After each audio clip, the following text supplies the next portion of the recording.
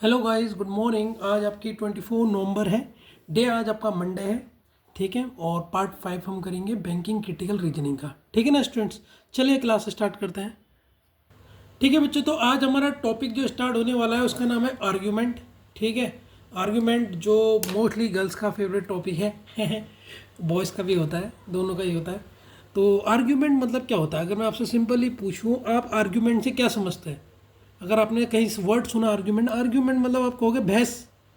चलो ठीक है, ये भी मान लेते हैं बहस करना। और क्या होता है? आर्गुमेंट का मेन मतलब क्या होता है पता है? आर्गुमेंट का मेन मतलब ये होता है कि अपने पॉइंट ऑफ व्यू को सही रखना, कि जो मैं बोल रहा हूँ वो सही है, तभी तो आर्गुमेंट होता है। किसी ने कहा साइंस अच्छी है, किसी ने कहा कॉमर्स अच्छी है। कॉमर्स वाला अपनी बात को सही रखता है, वो इसलिए आर्गुमेंट कर रहा होता है कि कॉमर्स में इतना बेनिफिट है। साइंस वाला अपने पॉइंट को रखता है। तो ये आर्ग्यूमेंट होता है। तो ठीक है, टॉपिक या तो कोई टॉपिक के हम फेवर में बोलेंगे होंगे जब आर्ग्यूमेंट करेंगे, किसी के फेवर में होंगे या किसी के अगेंस्ट होंगे, ठीक है ना। तो सबसे पहले आपने ये लाइनें लिख लेनी है जिससे आपको बेहतरीन समझना है। पहले कहानी को समझ लो, फिर आपको क्वेश्चन करने में बहुत मदद मिलेगी। तो क्या कहा मैंने? आर्ग्यूमेंट क्या है? आर्ग्यूमेंट सर एक बहस करना है, ठीक है। अपनी बात को सही करना है, ठीक है। अपनी बात को सही साबित करना है या अपनी बात को सही रखना है कि यार मेरी बात ही सही है, ये सही लिखा है बच्चों, ठीक है। और जो वो कह रहा है बाकी वाला वो गलत कह रहा है। तो इसका एग्जांपल देखो, मैंने लिखा है या तो कोई इंसान अपने टॉपिक के फेवर में बोलेगा या अगेंस्ट में बोलेगा। कोई कहेगा मुझे साइंस अच्छी लगती है, कोई कहेगा ना ना भाई मुझे साइंस अच्छी नहीं लगती। कोई फेवर करेगा या अगेंस्ट करेगा। तो इसका एग्जांपल आप बेहतरीन अपने मूवीज़ में देखा होगा या रियल लाइफ इंसिडेंट में भी देखे होंगे, कोर्ट्स में जो होता है। तो कोर्ट में क्या करता है? एक वकील क्या होता है? एक वकील फेवर में बोल रहा होता है, एक अगेंस्ट में बोलना होता है। तो ये आपका आर्गुमेंट होता है, ठीक है सर। अभी देखो धीरे धीरे आपका बेस बनेगा, पहले समझते रहना, मैं आपको समझा के रहा हूँ, क्योंकि विदाउट समझे आपने क्वेश्चन अटैम्प्ट करे फिर आप गलती ही करोगे, ठीक है ना। इसमें यही सबसे बड़ी चीज़ होती है कि आप फिर गलती करोगे। क्रिटिकल रीजनिंग आपका इन पार्टों में टूटा हुआ है, और कल और परसों की जो क्लासेस होंगी उनमें इनके मिक्स क्वेश्चन होंगे, कि सारे statement, assumption, cause and effect, argument, ये चारों मिक्स हो जाएंगी। वो कैसे होंगे वो आपको अब ये समझना आ जाएगा, ठीक है। देखो अब इसको सॉल्व कैसे करोगे, उसके लिए एक नोट है और कुछ इंपॉर्टेंट पॉइंट भी है, ध्यान से सुनना। सबसे पहले नोट बता रहा हूँ। देखो हमको ना खुद को जज की पोजीशन पे रखना है।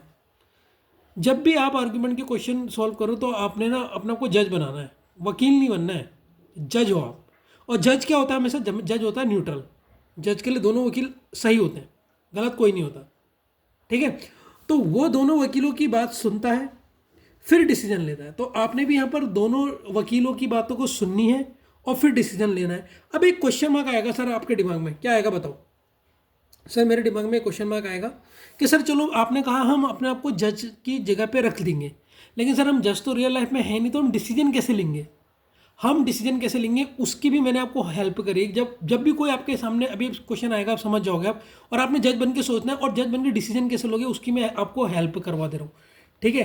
अब ये 4 पॉइंट आपको याद रखने हैं। अभी 4 पॉइंट है क्या, पहले इन्हें समझाया था, फिर नोट कर लेना। बच्चों मुझे नहीं पता, जो भी मैं इतनी हिंदी में इतनी मेहनत करता हूँ, ये आप लिखते हो नहीं लिखते हो, अगर समझदार बच्चों तो पॉज करके इसे लिखा करो, पता है। ये मत सोचा करो कि मेरा टाइम वेस्ट हो रहा है, क्योंकि जब जब भी आप इस चैप्टर को स्टार्ट करोगे ना, इससे बहुत मदद मिलेगी आपको। मैं बेवकूफ़ थोड़ा जो इतने नोट्स बनाता हूँ, मैं इसलिए बनाता हूँ कि बच्चों को मेहनत ना करना पड़े, वो मेरी बातों को सुनेगा फिर कब लिखेगा। अगर उसे लिखी लिखाई खिचड़ी मिल जाए तो उसको बहुत कम उसका टाइम वेस्ट होगा, ठीक है। देखो सबसे पहले जस्ट रीड द आर्ग्यूमेंट। सबसे पहले आर्ग्यूमेंट को रीड करना है दोनों तरफ से, जिसने जो फेवर में बोल रहा है जो अंगेंस्ट बोल रहा है उसको रीड कर लिया। You will have an institution, तो आपको यहाँ पर इंस्टीट्यूशन हो जाएगी। इंस्टीट्यूशन मतलब क्या होता है? अनुमान लग जाएगा। तो सबसे पहले आपने आर्ग्यूमेंट को रीड करना है, सबको अनुमान लग जाएगा कि कौन सही कह रहा है कौन गलत कह रहा है, ठीक है। हाँ सर पहला पॉइंट बिल्कुल समझ में आ गया, ध्यान से सुनना। अब दूसरा पॉइंट सुनो। Will the predicted coincidences really follow? जो आपने प्रिडिक्ट किया है, मान लो आपको लग रहा है कि यार इसकी याले फेवर वाले वकील की बात सही है, आपको क्या लग रहा है? ध्यान से सुनना। आपको लग रहा है कि आपने प्रिडिक्ट करा जो फेवर वाला बोल रहा है वकील इसकी बात सही है, तो वो चीज़ देखने हैं। तो आगे ये भी जाके देखनी है कि वो रियल में वो चीज़ फॉलो करेगी या नहीं करेगी। एकदम प्रिडिक्ट करके आंसर नहीं लगा देना है, रियल में देखना कि यार अगर हाँ चलो ये बात सही, ये तो सही कह रहा है इस बारे में, इस विषय में सही बोल रहा है, लेकिन आगे जाके ये बात सही रहेगी या केवल उसी समय के लिए सही है, उसका फ्यूचर भी सोचना है। तो क्या कह रहा है? Will be predicted consequence really follow, कि आगे जाके फॉलो करेगा या नहीं करेगा, ये भी आपने देखना है। तो जज बनने में देखो सबसे पहले आपने क्या करा है? आर्ग्यूमेंट दोनों सुनना है, ठीक है, उससे तुम्हें अंदाजा हो जाएगा कौन सही बोल रहा कौन गलत बोल रहा। फिर आप प्रिडिक्ट करोगे भाई ये सही बोल रहा, आपने देखो पहले तो रीड करा, फिर आपको ने एक तुक्का मान लिया यार ये इसकी बात सही लग रही, फिर उसकी सही बात लग रही तो उसको सीधे फैसला नहीं सुनाना है। फिर आपने ये देखना कि will predict consequence really follow, कि आगे जाके भी ये चीज़ फॉलो होगी या नहीं होगी, ये उसी समय के लिए सही लग रही है। ठीक है, फिर तीसरा point, is the predicted consequence really desirable, जो प्रिडिक्ट मैंने किया है, जो भी कॉन्सिक्वेंसेस हो रहे हैं, जो भी सिचुएशन वहाँ पर है, क्या उसकी ज़रूरत भी है या नहीं है, या हम खाली बहस करे जा रहे हैं, ज़रूरत है या नहीं, ये भी नोटिस करना है। और चौथा पॉइंट जो हर किसी में इंपॉर्टेंट है, ये स्टेटमेंट और आर्ग्यूमेंट जो हो रहा है ये दोनों आपस में रिलेट कर रहे हैं नहीं कर रहे हैं। अब पता लग रहा है स्टेटमेंट कुछ और रखा है, आर्ग्यूमेंट किसी और बात पे कर रहे हैं। स्टेटमेंट चल रहा है कि इंडिया से में एजुकेशन को बढ़ाया कैसे जाए, और हम आर्ग्यूमेंट कर रहे हैं आज विराट कोहली ने सेंचुरी नहीं बनाई है, विराट कोहली ने सेंचुरी क्यों नहीं बनाई। तो भाई स्टेटमेंट और आर्ग्यूमेंट तो वो ही नहीं कर रहा है, तो इसमें वकील सजा किसको देगा, किसको मतलब कहेगा तुम गिनाओ। तो बस ये 4 पॉइंट है। तो सबसे पहले क्या करना है, फिर से आपके दिमाग में डाल लेना हूँ, सबसे पहले अपने क्वेश्चन में आप जज हो। आपने क्या समझना है, मैं जज हूँ भाई, मेरे को दोनों, मेरे लिए दोनों सही है, दोनों वकील, जो फेवर में वो भी सही है और जो न्यूट्रल में है वो भी सही है, मतलब जो अगेंस्ट है वो भी सही है। मुझे इन दोनों में से एक को जज करना है। तो जज कैसे करोगे, सबसे पहले उस आर्ग्यूमेंट को सुनोगे, फिर तुम्हें एक इंस्टीट्यूशन हो जाएगा, एक आइडिया जैसा मिल जाएगा, फिर आप प्रिडिक्ट करोगे जो कॉन्सिक्वेंसेज रियली फॉलो, जो आप प्रिडिक्ट करोगे यार अच्छा भाई ये सही है लग रहा है मुझे, तो क्या ये रियली आगे जाके भी फॉलो करेगा। फिर आपने ये देखना है क्या जो हम जिसको मैं प्रिडिक्ट कर रहा हूँ क्या उस पॉइंट की ज़रूरत भी है, वो डिजायरेबल पॉइंट है, या मैं ऐसे ही इसको चुन रहा हूँ। फिर लास्ट पॉइंट है, are the statement and argument properly are directly related, क्या ये एक दूसरे से आर्ग्यूमेंट और स्टेटमेंट एक दूसरे से रिलेट भी कर रहे हैं, या मैं खाली ही अपने मन से इसको गैस कर ले रहा हूँ। तो ये 4 आपने पहले जज बन के सोचना है, बहुत अच्छा इंपॉर्टेंट होता है। मैं देखो ये मेरी ट्रिक्स हैं, ठीक है, और लोग आप कहीं भी देखो, कहीं भी आप सर्च मार के देख लो, तो वो इस चैप्टर को सीधे स्टार्ट करा देते हैं, बच्चों को बताते नहीं। अब इसमें कोई ट्रिक तो होती नहीं, लेकिन मैं एक आइडिया जरूर ले देता हूँ, जब मैं इनके क्वेश्चन को करता हूँ तो मैं कैसे सॉल्व करता हूँ, तो वो एक आइडिया मैंने तुम्हें दे दिया बस, छोटा मोटा, ठीक है ना। अब देखो सर, अब मुझे ना अभी भी थोड़ा बहुत तो समझ आएगा, लेकिन समझ नहीं आ रहा। देखो धीरे धीरे क्वेश्चन करोगे, अभी आप सीधे जज बन जाओगे, ठीक है, मतलब डायरेक्ट वाला जज नहीं, एक डायरेक्ट आप जज बन जाओगे कि थोड़ा बहुत इन क्वेश्चन को कर लोगे, ठीक है। क्वेश्चन 55 तक हम कर चुके हैं, तो आज हमारा क्वेश्चन नंबर 56 है, मेरे साथ ही आप लिखिए, ठीक है, स्टेटमेंट लिखिए। देखो इसमें होता क्या, अभी आप सब समझ जाओगे, बस पहले क्वेश्चन की देर होती है। शुड पहले मेरे संग लिखिए और फिर अपने दिमाग से सोचिए। एक स्टेटमेंट आ रहा है, should a total ban B put on trapping a wild animal, ठीक है। नॉर्मल इंग्लिश से इतना तो हिंदी समझ में आ रही होगी, समझा दूंगा जब सॉल्यूशन करूंगा, अभी उतारो और अपने मन से सॉल्व करना। अब एक स्टेटमेंट ये हो गया, अब इसके ऊपर ना आर्ग्यूमेंट होंगे, तो यहाँ पर है argument,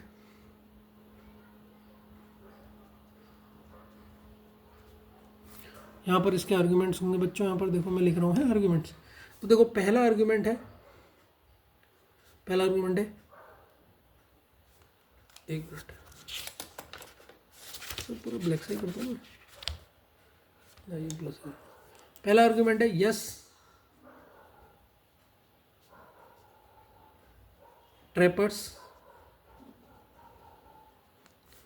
are making a lot of money,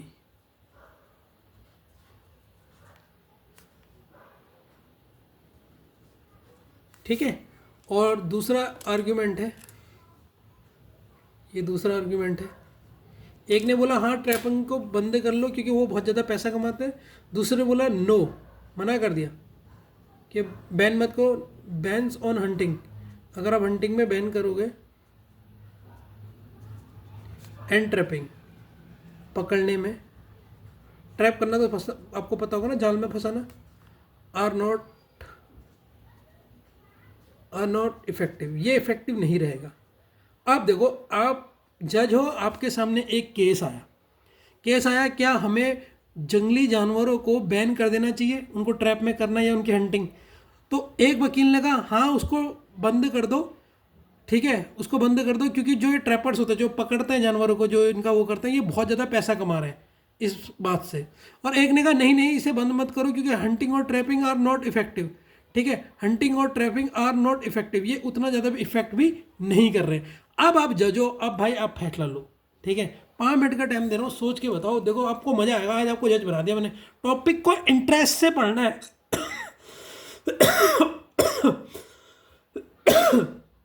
automatic समझ में आ जाएगा। ठीक है बच्चों, तो पहले क्वेश्चन का आंसर मैं बता देता हूँ। बच्चों देखो क्या कह रहा है, देखो स्टेटमेंट को पढ़ो और ध्यान से सुनना, पहले क्वेश्चन में ध्यान दो पे समझ जाओगे। तो एक फैसला हो रहा है, उसमें क्या है, should a total ban B put on trapping wild animals. ठीक है, तो ट्रैपिंग मतलब होता है बच्चों जानवरों को जाल में फंसा के उन्हें पकड़ लेना, तो उसमें टोटल बैन लगा देना चाहिए, ये क्वेश्चन हुआ है स्टेटमेंट में। तो एक कह रहा है yes trappers are making a lot of money. भाई कोई पैसा कमा रहा, इस वजह से आप कोई चीज़ बैन नहीं कर सकते, ये हमारी डिज़ायरेबल चॉइस नहीं है, ये हमारी डिज़ायरेबल, मैंने कहा था ना, देखो ये देखो, is the predicted consequences really desirable, की डिज़ायरेबल है, मतलब जो मैं सोच रहा हूँ मुझे फैसला लेने में कोई मदद कर रहा है ना। अब ऐसे में मुझे बताओ, आईपीएल चल रहा है इंडिया में, बहुत फेमस है, वो पैसा ज़्यादा कमा रहा है कि मैं ये कह दूँ कि इसको बैन कर दो, ये कोई रीजन हुआ? खुद सोचो, कोई पैसा कमा रहा है आप उसे बैन कर दोगे? गैर कानूनी तो है नहीं ना, चोरी तो कर नहीं रहा, मर्डर तो कर नहीं रहा, तो बैन कैसे कर दोगे यार? कि ये रीजन देख के भाई वो पैसे ज़्यादा कमा रहा है, कॉमन सेंस लगाओ, आप कर दोगे? मतलब सोचो आपका बिजनेस है, आपके पापा मम्मी ने कोई बिजनेस खोला, उसमें आप खूब पैसा कमा रहे हो, सरकार अब उसे बैन कर दे, आपको कैसा लगेगा?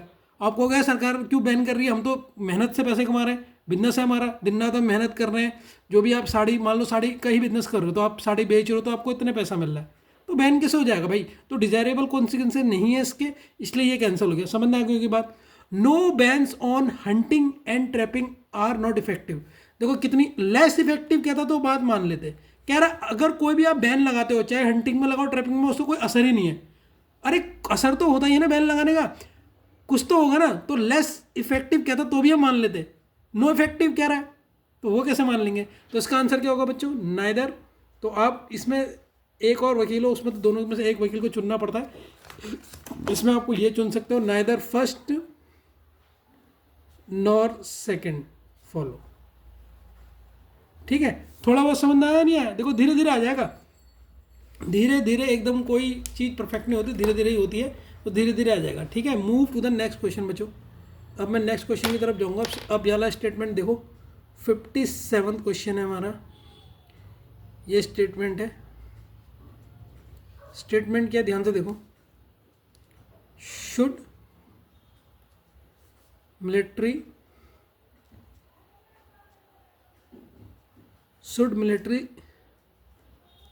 Service be made compulsory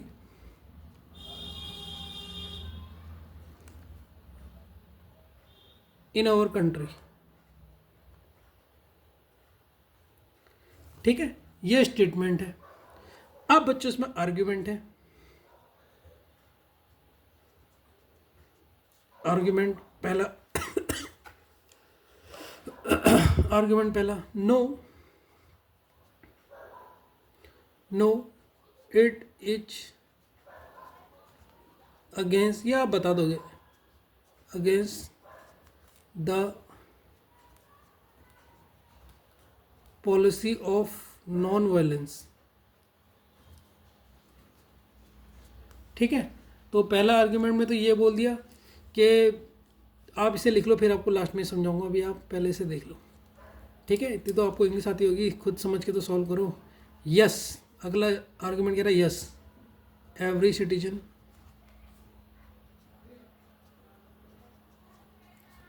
should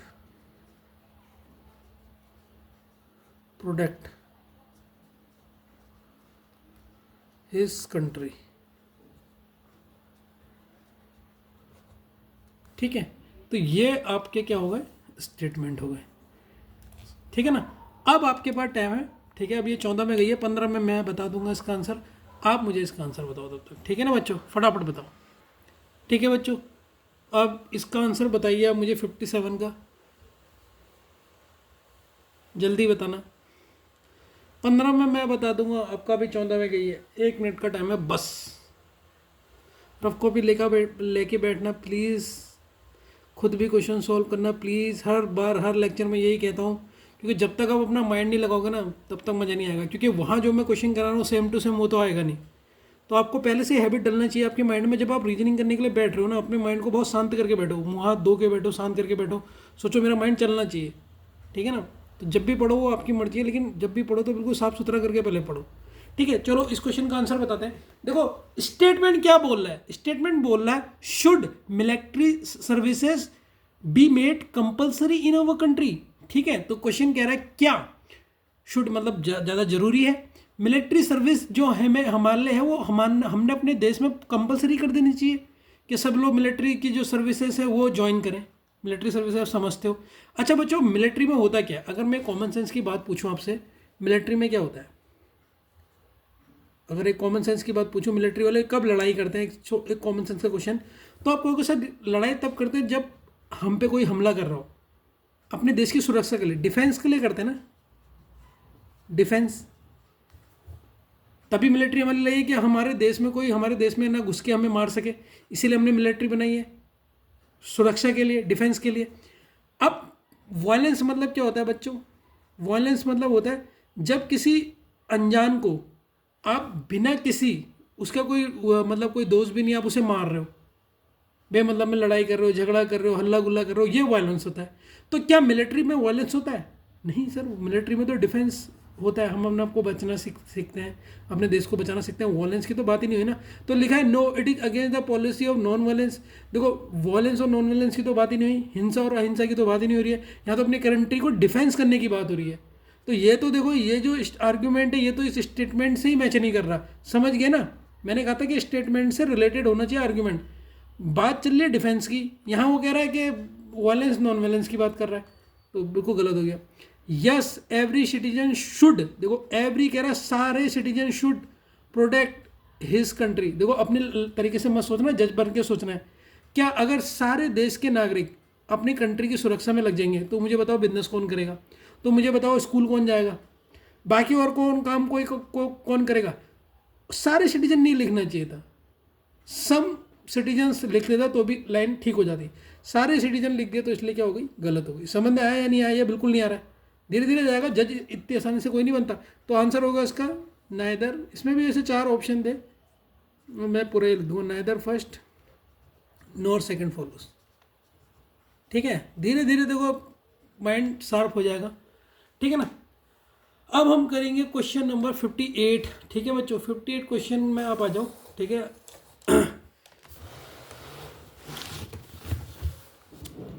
ठीक है 58 हमारा आ गया।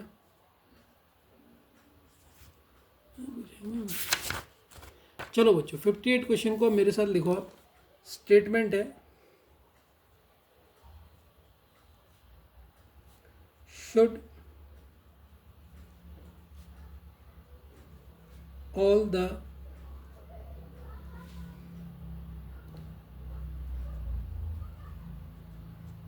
remote parts of a country be connected by roads।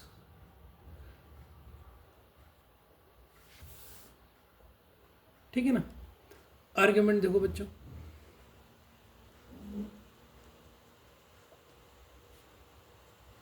Argument first है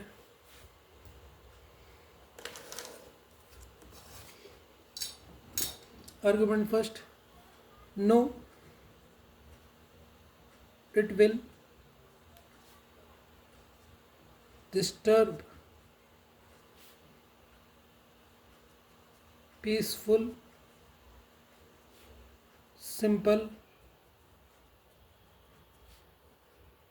life of the villagers।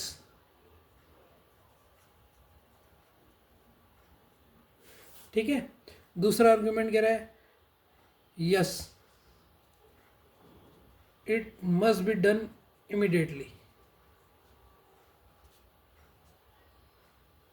अब मुझे बताओ, देखो जज बनना इसीलिए खतरनाक होता है। आप सोचोगे कि सर बहुत आसान होता है, तो आज आपको पता लगेगा कितना आसान होता है, कितना कठिन होता है। ठीक है, ये आपका आर्ग्यूमेंट नंबर सेकंड है। ठीक है ना। चलो बच्चों से सॉल्व करो फटाफट, बिल्कुल मज़ा आ जाए इस हिसाब से सॉल्व करना। ठीक है, दिल खुश होना चाहिए, मतलब सॉल्व होना चाहिए। 58 है क्वेश्चन नंबर 58, दिख ही नहीं रहा है, सही से लिख दो से 58। ठीक है, चलो करो आप इसे, ये 20 में जाने वाली है, 21 में मैं आपको बताऊंगा, 1 मिनट का टाइम दूंगा, ज़्यादा नहीं दूंगा क्योंकि नंबर ऑफ क्वेश्चन ज़्यादा कराने होते हैं। ठीक है ना बच्चों?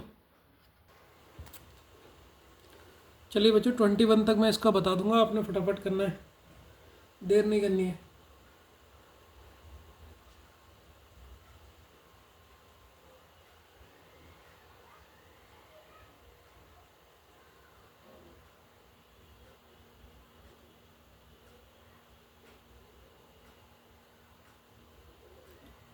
ट्वेंटी वन तक बता दूंगा बच्चों, फटाफट करो इसको।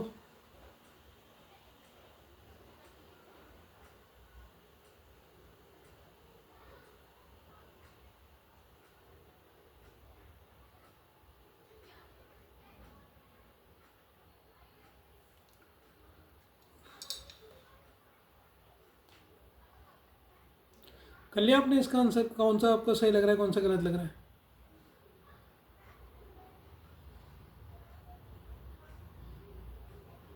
चलो ठीक है बच्चों, मैं बताता हूँ।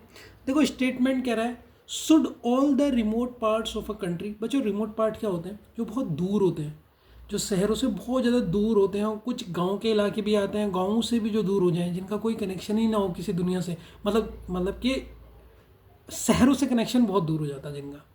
ठीक है, तो उनको बोलते हैं remote parts of a country. ठीक है, जहाँ पर रोड नहीं है, सुविधा नहीं है, लोग ऐसे जंगल काट काट के जाते हैं। ठीक है, तो कह रहा है स्टेटमेंट कह रहा है should all the remote parts of a country be connected by road. क्या उनको रोड से कनेक्ट कर देना चाहिए? ठीक है, तो पहला आर्गुमेंट में कह रहा है no it will be disturb peacefully simple life of the villagers. तो थोड़ा सा हमें कन्विंस कर रहा है कि नहीं करना चाहिए, क्योंकि जो गांव वाले होते हैं वो अपनी लाइफ बहुत सिंपल जीते हैं, उनको डिस्टर्ब होगा।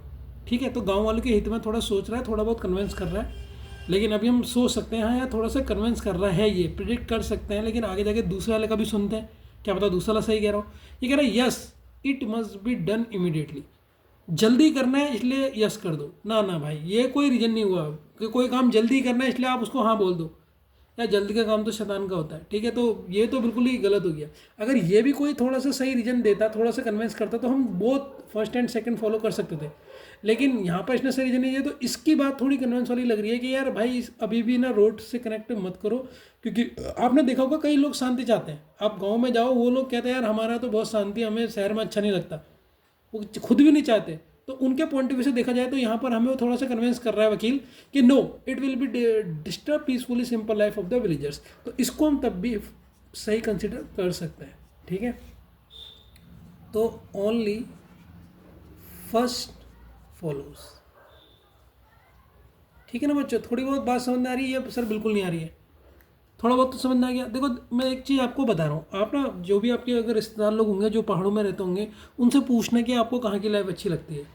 ठीक है, एक बार पूछ के देखना, जो वो आपको आंसर देंगे ना यार भाई हमारा तो तुम्हारे शहर में चिच्ची आते हैं, इतना पॉल्यूशन है, इतना हल्ला गुल्ला है, इतना वो है, भाई तुम दिल्ली का ही देख लो AIQ कितना बढ़ गया। और दिल्ली की मुख्यमंत्री वो AI क्या था वो AQI, सॉरी है मैं भी गलत प्रोनाउंस कर रहा हूँ, तो AQI को टेम्परेचर बोल रही है। ठीक है ना, तो यही बात है हमारे देश की, तो मतलब लोगों की हालत ऐसी हो गई कि मतलब अगर वो जहाँ जाएंगे ज़्यादा लंबा नहीं जी पाएंगे, तो ये हाल है। तो अगर हमने भी ये बात हाँ मान ली कि भाई सबको जोड़ दो, शहर वाले वहाँ भी जाएंगे, और वहाँ जाएंगे तो कहीं ना कहीं देखिए कितना वो होता है। अभी देखिए ये केदारनाथ में लोग जा रहे हैं तो वहाँ पर कितनी गंदगी हो गई है।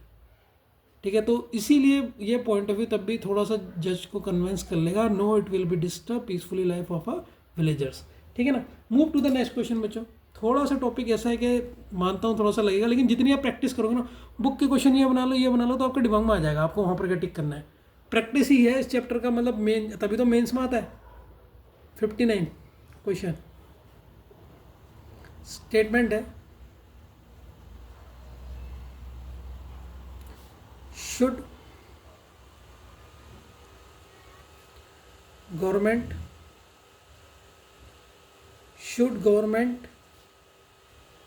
jobs in rural areas have more incentives?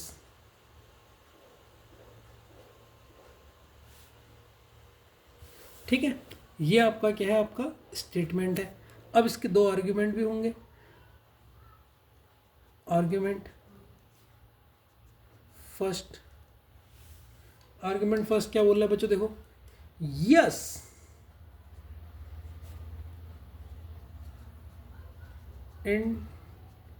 incentives are essential for attracting government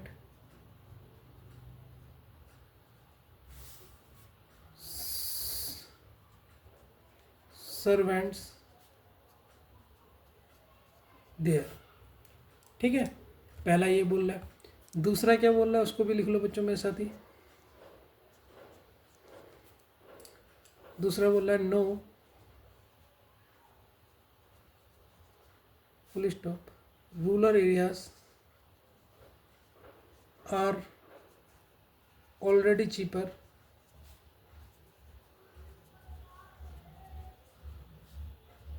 healthier and less complex than big towns. So why offer extra incentives? ठीक है बच्चों, इंसेंटिव्स मतलब तो जानते होंगे आप लोग। ठीक है, अब ये है आपका क्वेश्चन। ठीक है, अब इसको आपने सॉल्व करना है, इसे गलत मत करना, थोड़ा सा दिमाग लगाओ। देखो शांत मन से एक बार सोचो, हिंदी में समझने की कोशिश करो उस लाइन को।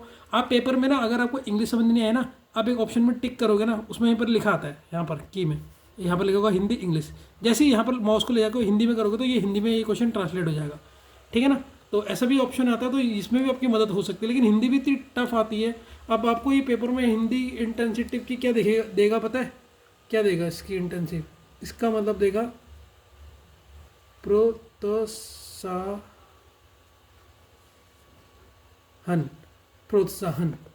और मतलब कुछ और ही निकलता लेकिन। ठीक है ना, तो आप इसीलिए कह रहा हूँ हिंदी भी टफ ही होती है, तो इंग्लिश आपकी वोकैब अच्छी करके जाइए।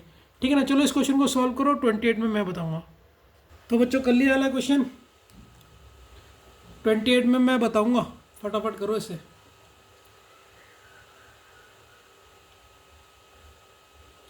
ट्वेंटी एट में मैं बताऊंगा बच्चों, फटाफट, speed speed.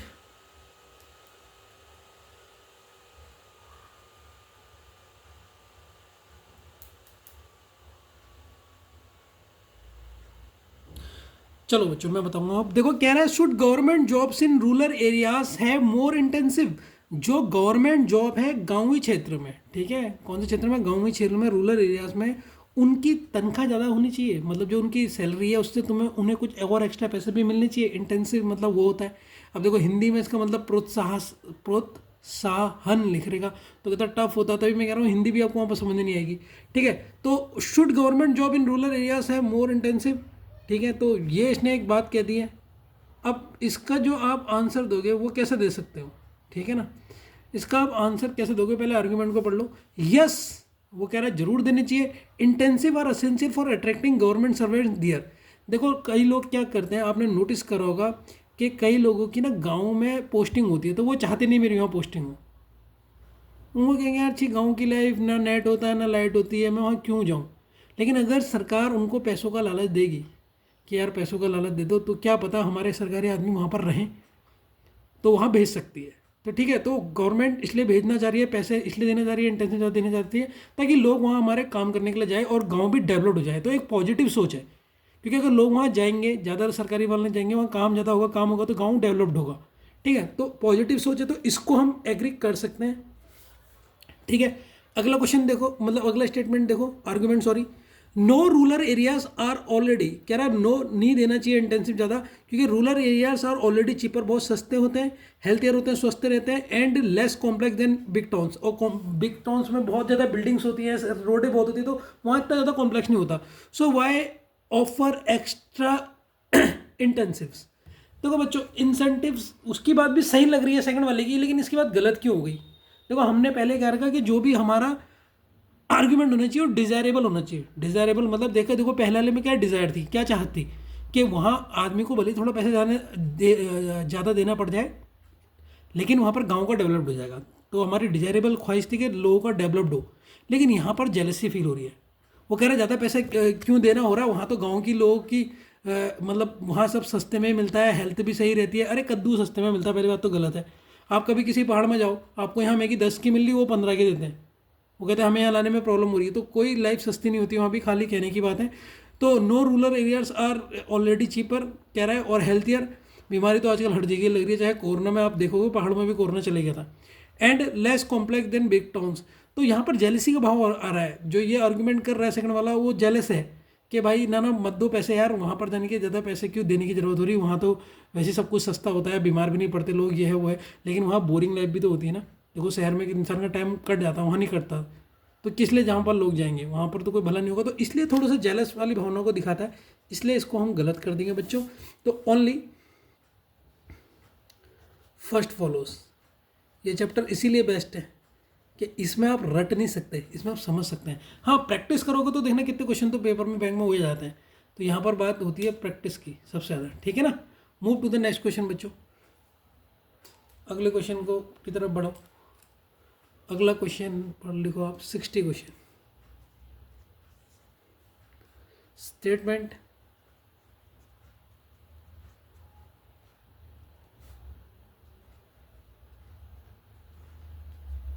should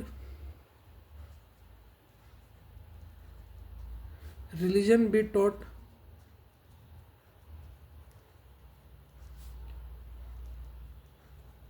in our schools? ठीक है। Argument,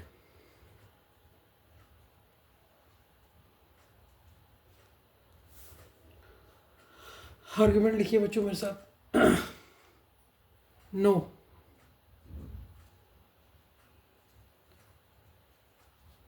ours is a secular state.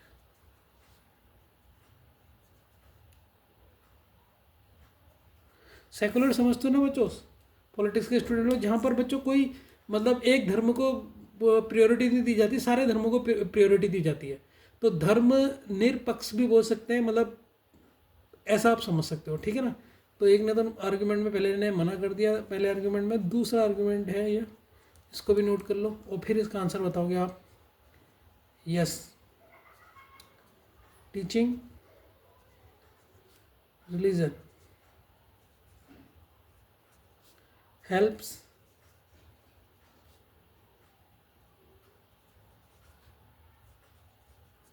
inculcate moral values among children। ठीक है बच्चों, ठीक है, बताओ अब क्या बताओगे इसका आंसर। ठीक है, 34 में मैं बता दूंगा, आपने इसको सॉल्व करना है। पहले क्वेश्चन नंबर 60 है, ठीक है बच्चों। यार मैं लिख के सर रहा हूँ, मुझे नहीं दिख रहा, उनको क्या दिखेगा। 60 डार्क हो जा रहा पेन, ठीक है ना। चलो बच्चों 34 में मैं बता दूंगा इसका, चलो जल्दी बताओ, इधर इधर जल्दी बताओ इसका आंसर क्या होगा।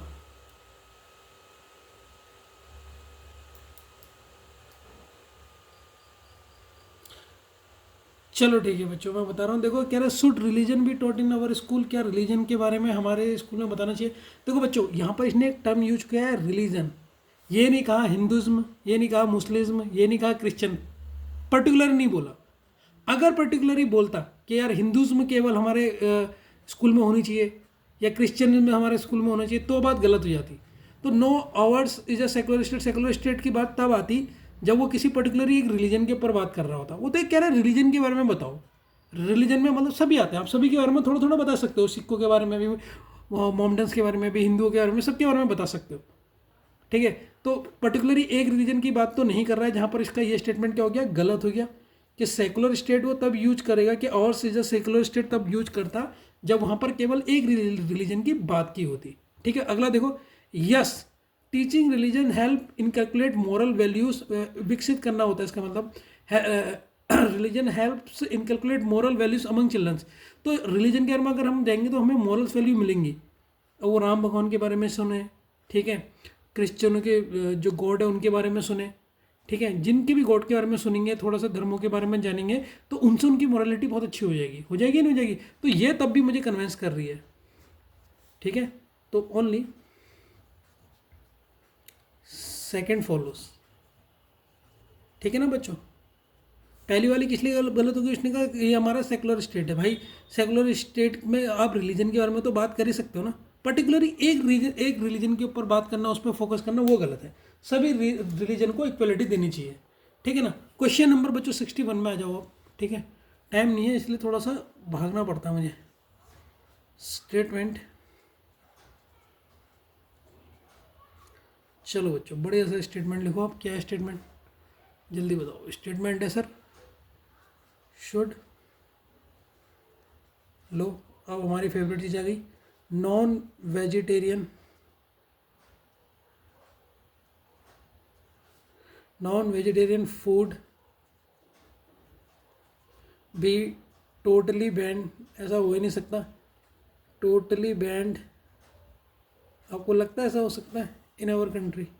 क्या पता हो सकता हो, आपको अपने हिसाब से नहीं सोचना, जज के हिसाब से सोचना है, ठीक है। ये आपका वो हो गया। अब आर्ग्यूमेंट लिखो बच्चों उस पर।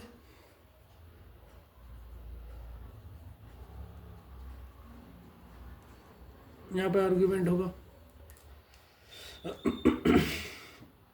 आर्ग्यूमेंट फर्स्ट है यस इट इज़ एक्सपेंसिव, बहुत ज़्यादा महंगा है।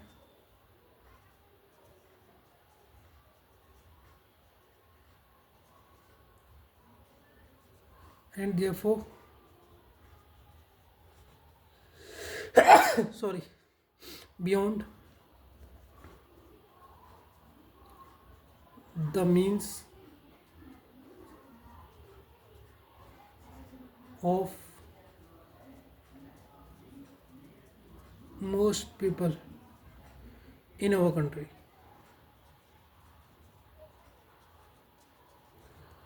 फर्स्ट ये हो गया। सेकंड कंक्लूजन भी लिख लो बच्चों मेरे संग। सेकंड वाला कह रहा है नो, सेकंड वाले ने बोला नहीं भाई बैन नहीं होना चाहिए, nothing should B, nothing should be band, कुछ भी बैंड नहीं होना चाहिए इन अ, ये बात तो पूरी गलत लग रही है यार, डेमोक्रेटिक कंट्री में कुछ भी बंद नहीं होना चाहिए कह रहा है, डेमोक्रेटिक कंट्री। ठीक है बच्चों, अपने अकॉर्डिंग सोचना है, मेरी बात मत सुनना, मैं आपको गुमराह भी कर सकता हूँ, ठीक है। तो ये फर्स्ट है, ये सेकंड आर्ग्यूमेंट है। बताओ मज़ा आ रहा होगा चैप्टर में, आंसर तो सही नहीं निकल रहे होंगे क्यों, लेकिन धीरे धीरे हो जाएंगे, ठीक है ना। करो करो फटाफट करो, ठीक है बच्चों। इस वाले को बताओ आप लोग, ठीक है, मैं आया ज़रा 1 मिनट में, ठीक है, तब तक आप बताओ इसको।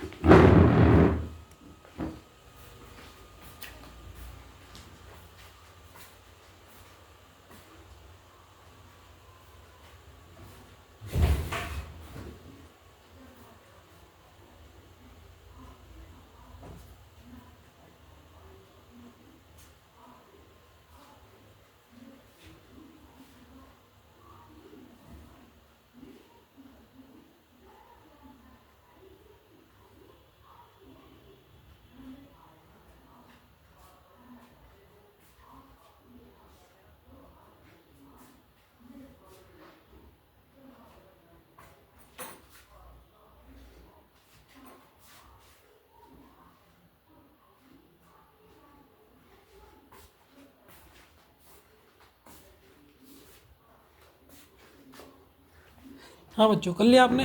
1 मिनट पानी पी रहा हूँ फिर बताता हूँ।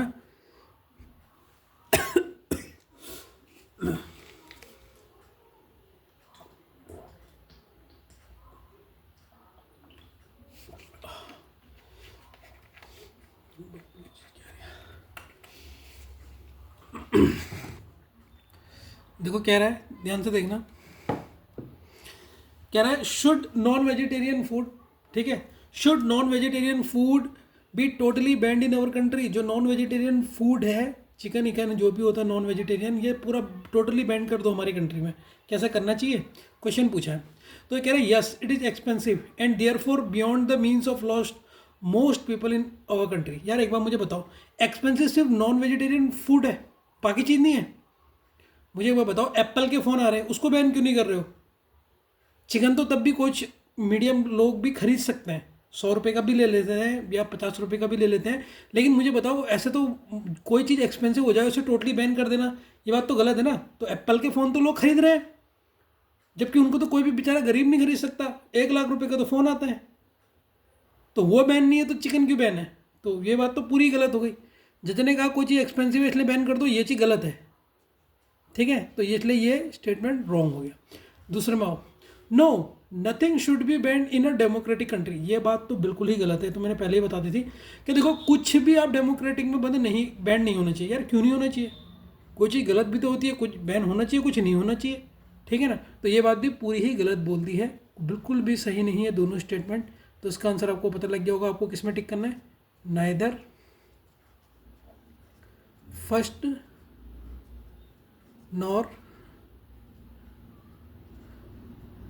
नॉर सेकंड, ठीक है ना बच्चों। कोई डाउट तो नहीं है अभी भी, मेरे ख्याल से तो नहीं होना चाहिए, ठीक है।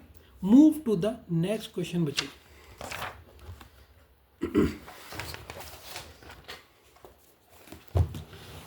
Question number 62,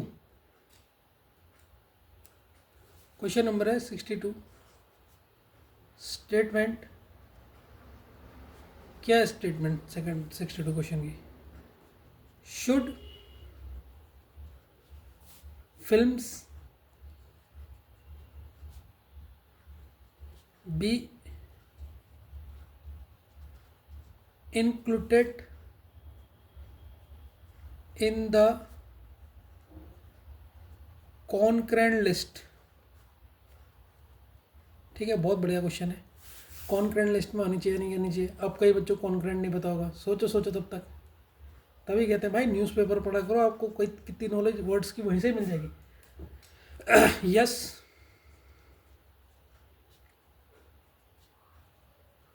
it will give respect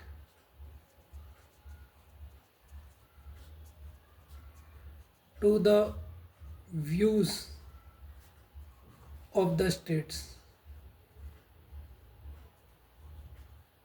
ठीक है। दूसरा है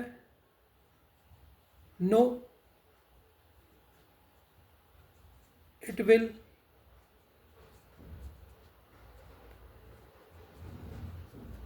deteriorate the standards of films,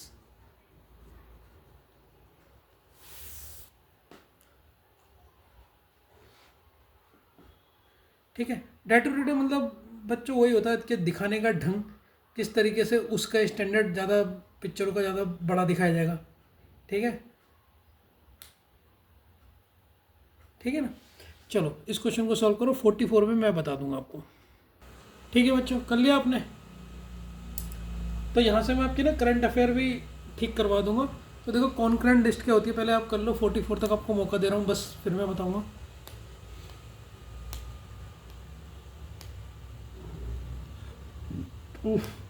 कर लिया? कौन सा मारा है इसमें? इसमें तो तुक्का ही मारा होगा ना, समझ नहीं आ रहा होगा।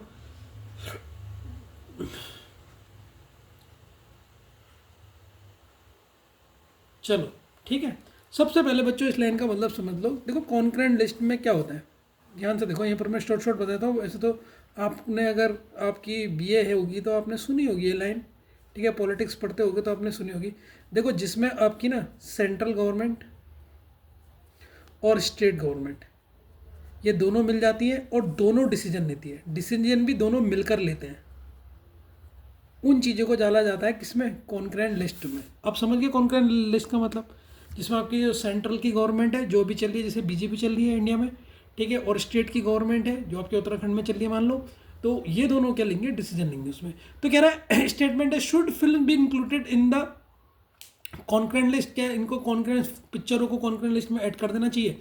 तो पहला कह रहा है yes it will give respect to the views of the states, ठीक है भाई, अगर किसी स्टेट्स में आ रही है, देखो जब स्टेट भी उसको अनुमति दे रहा है, चलो ये फिल्म को आने दो, यहाँ फिल्म बनने दो, जैसे उत्तराखंड में कई शूटिंग्स होती हैं करती, तो उत्तराखंड के स्टेट लोगों को नैनीताल के बारे में इतना पता है, इसीलिए पता है। तो हाँ, इससे रिस्पेक्ट तो मिलती है, बहुत अच्छी बात भी कि हाँ कि इसको कौन कौन लिस्ट में डालो, कि स्टेट वाले भी डिसीजन ले सके कि हमारे राज्य में भी मूवीज़ बने या शूटिंग हो। No, it will be deteriorated the standard of film. Deteriorated मतलब बिगाड़ देना, ये पिक्चरों का स्टैंडर्ड बिगाड़ देगा। क्यों बिगाड़ देगा भाई, ये कोई बात है? खुद सोचो, अगर आपके उत्तराखंड में नैनीताल में शूटिंग हुई है, विवाह पिक्चर की शूटिंग हुई है, क्योंकि विवाह पिक्चर का स्टैंडर्ड बिगड़ गया या फिल्म इंडस्ट्रीज का स्टैंडर्ड बिगड़ गया? बिल्कुल नहीं बिगड़ा सर, ये बात तो बिल्कुल ही रॉन्ग बोल दी इसने। तो देखो, जहाँ पर आप इस क्वेश्चन को क्यों नहीं कर पाए, बिकॉज आपको इसका और इसका मतलब नहीं पता था। जैसे ही आपको इसका मतलब पता लगा, आपने कहा यार ये तो बहुत ईजी क्वेश्चन है, इसको तो मैं फटाफट कर लेती। तो ओनली फर्स्ट फॉलोस। ठीक है बच्चों, अब हम आएंगे 63 क्वेश्चन में। स्टेटमेंट है,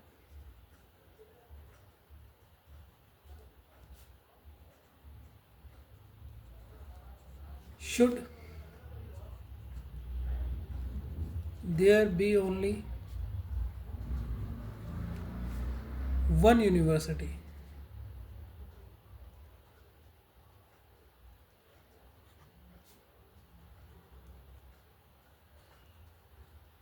throughout India?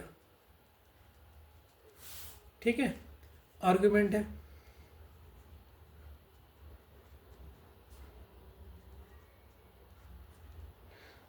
आर्गुमेंट पहला लिखिए बच्चों आप। Yes,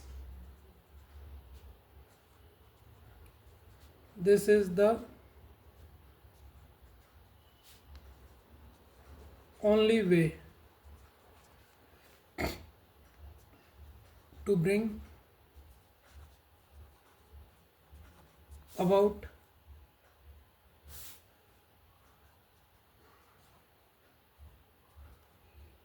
uniformity in educational standards। ठीक है, और सेकंड स्टेटमेंट है, no argument, sorry, this is administratively impossible. ठीक है, ये बच्चों आपके दो आर्गुमेंट हो गए इस बात को लेके कि हमारे उसमें केवल एक ही यूनिवर्सिटी होनी चाहिए भारत के, उसके ऊपर दो आर्गुमेंट ये हो गए। ठीक है, अब आपने इसको हिंदी में पहले समझ लेना है या इंग्लिश में समझो, और इसको समझ के बिल्कुल बेहतरीन तरीके से आंसर दो। 49 में मैं इसका आपको सॉल्यूशन दे दूंगा, 1 मिनट का टाइम आपके पास है, 1 मिनट आप इसको सोच के बताइए। 48 में जा चुकी है, 49 में मैं आंसर इसका दे दूंगा। ठीक है, फटाफट बताइए बस। ठीक है,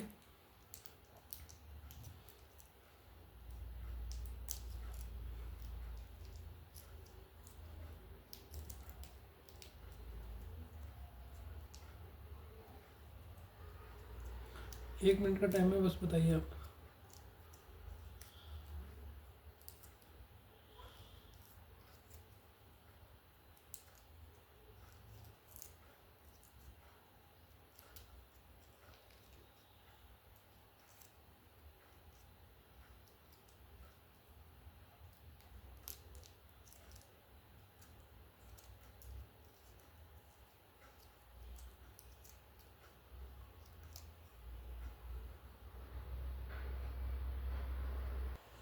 ठीक है बच्चों, चलो मैं इसका सॉल्यूशन बताता हूँ।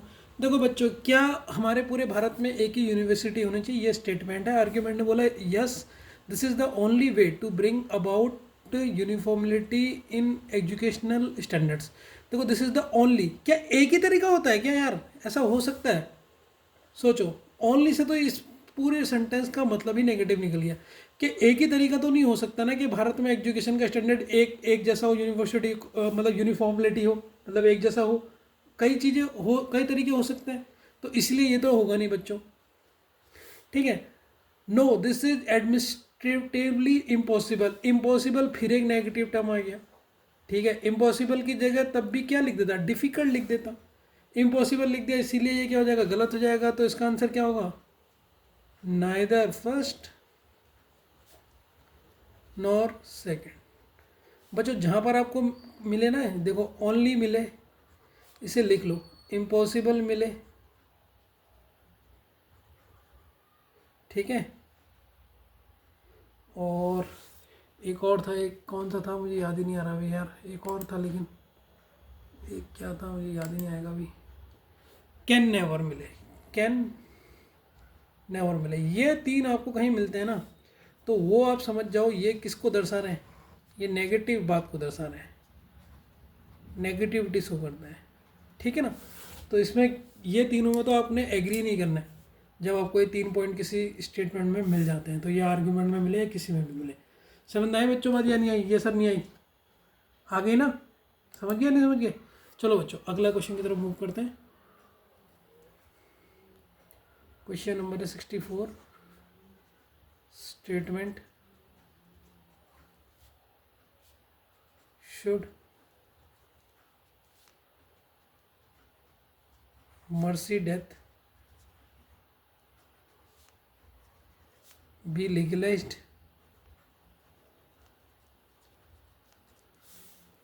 Argument.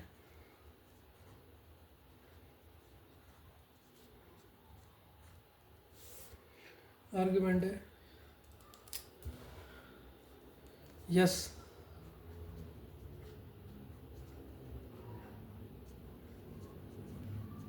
Patients undergoing terribly suffering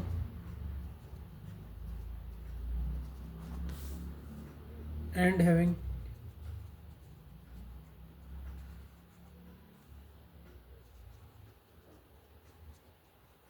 absolutely no chance of recover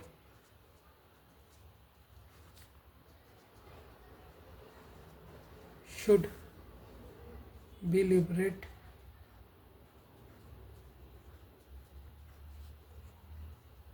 from suffering through mercy death, ठीक है। दूसरा आर्ग्यूमेंट लिखो बच्चों, no even mercy death is a sort of killing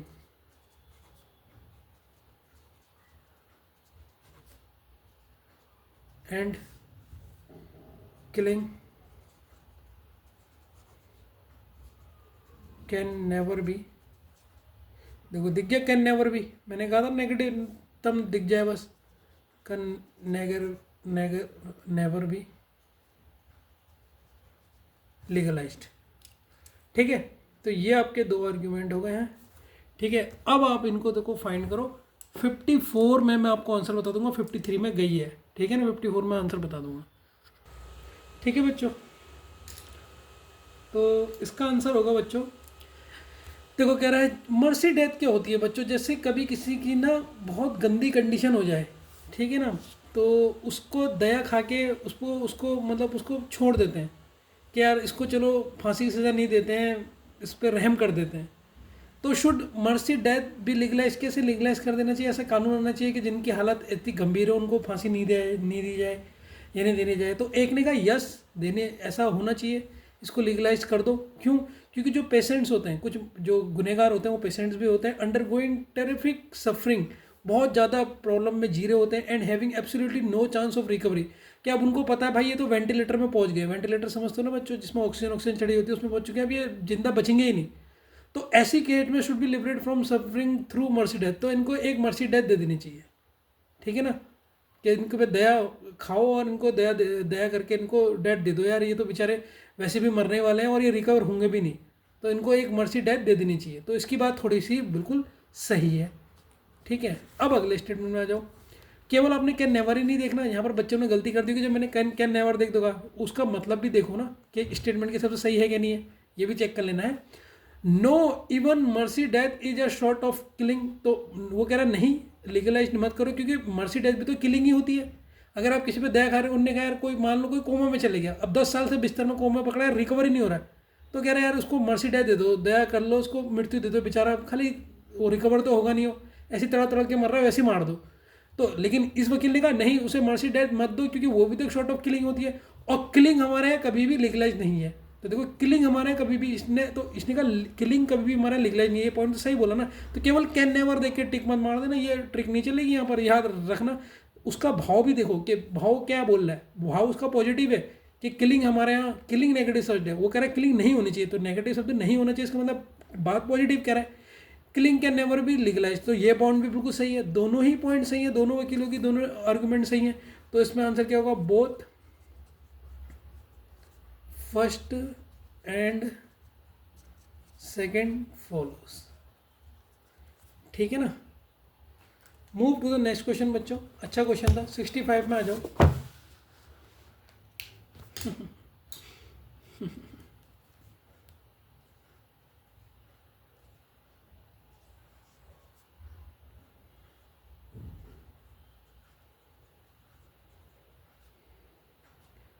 statements हैं, should there be a world government. क्या बात बोल दी इसने, पूरे विश्व की एक सरकार होनी चाहिए, ये पूछ रहा भाई, ये बताओ क्या कहते हो ऐसा, कि तुमसे पूछता कि पूरे विश्व में सरकार होनी चाहिए, विश्व की सरकार कि पूरे विश्व को देखे जो। तो एक आर्गुमेंट बोल रहा है यस होनी चाहिए, it will help in eliminating tensions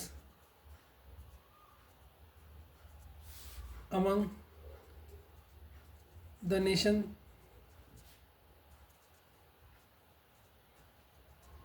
ठीक है। और सेकंड वाला कह रहा है no then only the developed countries. बिल्कुल सही बात बोल रहा है वैसे भी,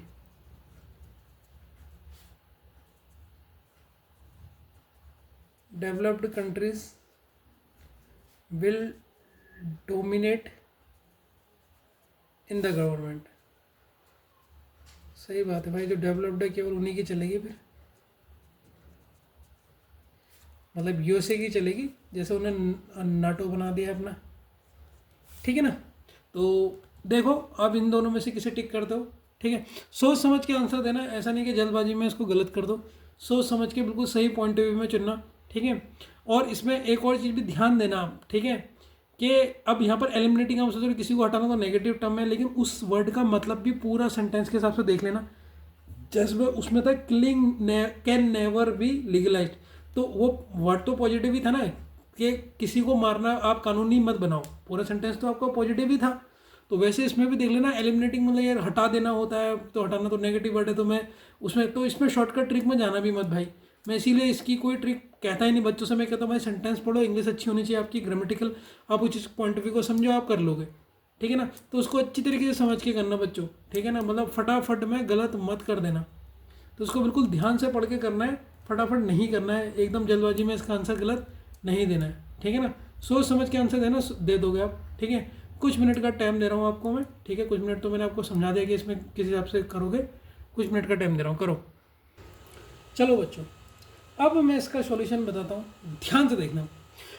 क्या पूरे विश्व की एक सरकार होनी चाहिए, मतलब there should be a world government. तो आंसर है, एक आर्गुमेंट में कह रहा है yes it will be help in eliminating tension among the nations. Eliminating मतलब क्या होता है बच्चों, सबसे पहले मैं कह रहा हूँ ना, आपकी वर्ड अच्छी होनी चाहिए। एलिमिनेटिंग मतलब होता है पूरी तरह से हटाना, पूरी तरह, पूरी मतलब समझते हो ना, होल। तो क्या एक बात मुझे बताओ, चाहे दुनिया में कुछ भी हो, क्या पूरी तरीके से किसी भी नेशन में, किसी भी राष्ट्र में टेंशन पूरी तरीके से हट सकती है? कभी नहीं हट सकती पूरी तरीके से। हाँ, कुछ हट सकती है, some tension among the nation will be remove, ऐसा कह सकता था। एलिमिनेटिंग कह रहा है, मतलब एलिमिनेटिंग मतलब पूरी तरीके से हट ही जाएगी टेंशन। ऐसा कभी हो सकता है क्या? इंडिया पाकिस्तान चाहे तुम गवर्नमेंट किसी को भी बना दो, लगता है वहां की टेंशन कभी कम होगी? चाहे वर्ल्ड गवर्नमेंट बनाओ चाहे कुछ भी बनाओ, लग रहा है कि पूरी तरीके से कम हो सकती है? कम हो सकती है, पूरी तरीके से कम नहीं हो सकती, मतलब पूरी तरीके से हट नहीं सकती। इसीलिए ये स्टेटमेंट गलत हो गया। अब कुछ महान बच्चे आएंगे, कहेंगे सर आपने तो ट्रिक बताई थी, जहां ओनली दिख जाए वहां क्या कर देना, गलत कर देना, क्योंकि ओनली नेगेटिव टर्म में आता है। बच्चा उसमें जो नेगेटिव टर्म में ओनली आ रहा था ना, उसका सेंटेंस नेगेटिव था, लेकिन यहां पर ओनली पॉजिटिव मतलब दे रहा है। कैसे पॉजिटिव मतलब दे रहा है, ध्यान से सुनो। No then only the developed country will dominate in the government. देखो डोमिनेट कौन करता है? आज भी आप देख लो, जो डेवलप्ड है, जो अंडर डेवलप्ड है, जो डेवलप्ड ही नहीं, वो तो डोमिनेट कर ही नहीं सकते, आज तक नहीं करे हैं। अगर आप जियो पॉलिटिक्स आप थोड़ी सी भी जानते होगे या हिस्ट्री भी पढ़ी होगी, तो देख लो जिनका राज्य चलता है, जो राजा है उन्हीं की चलती है, बाकियों की नहीं चलती। बाकी चाहे सेनापति कुछ भी, और राजा का ही ऑर्डर चलता है। तो वही वो कह रहा है नहीं, केवल इसमें क्या, यहाँ पर केवल पॉजिटिव बात को बता रहा है, केवल इसमें डेवलप्ड कंट्री की ही चलेगी अगर आपने एक वर्ल्ड गवर्नमेंट बना दी तो। ठीक है, तो दूसरी बात उसने बिल्कुल सही बोली है। ठीक है, पहले वाली तो गलत हो गई थी, हाँ केवल डेवलप्ड कंट्री की ही चलेगी अगर ऐसा बना दे तो आपने, तो क्या आएगा, ओनली सेकेंड फॉलोज। ठीक है, तो हमने क्रिटिकल रीजनिंग के जितने हमारे टॉपिक थे वो कर लिए। ये आपके क्लर्क के मेंस में आते थे जितने अभी तक मैंने क्वेश्चन कराए। अब मैं आपको कल करवाऊंगा जो पीओ में आते हैं पैराग्राफ वाले और मिक्स क्वेश्चन। कल का लेवल थोड़ा हार्ड होगा, तो थोड़ा सा अपने माइंड को शांत होकर बैठना, ठीक है, समझने के लिए। ठीक है, इनकी प्रैक्टिस देखो, प्रैक्टिस करो, इसमें कोई ट्रिक नहीं लगती, ओनली इसीलिए मैं नहीं बता रहा था कहीं बच्चे कन्फ्यूज हो। बस आपको सेंटेंस पढ़ना पड़ेगा, ट्रिक सब भूल जाओ। ओनली वो उस चीज़ को तो काटे थे, वो तो मैं वैसे बता रहा था कि मोस्टली आप इनका सेंस जरूर देखना, सेंटेंस तो आपको पढ़ना ही पड़ेगा। मैंने वो जो स्टार्टिंग में 4 तरीके बताए, वही तरीके से आप इसे सॉल्व कर सकते हो। ठीक है ना बच्चों, होप कि आपको ये क्लास आज की थोड़ी सी लगी होगी, कि आपके माइंड में थोड़ा सा स्ट्रेस पड़ा हो, थोड़ी टफ लगी होगी, लेकिन मज़ा भी आया होगा। ठीक है, बिना टफनेस के लाइफ में मज़ा भी नहीं आता। ठीक है, तो मिलते हैं कल क्लास में। कल अपने माइंड को थोड़ा फ्रेश करके बैठिएगा, मुंह धो के बैठिएगा, ठीक है, बाल बना के बैठिएगा, तेल लगाइएगा, शांति होनी चाहिए आपके माइंड में, आपके सोल में। ठीक है, तब जाके कल की क्लास आपको पीओ के लेवल की क्लास दिखेगी, एक लेवल ही कुछ अलग होगा। ठीक है, बाय।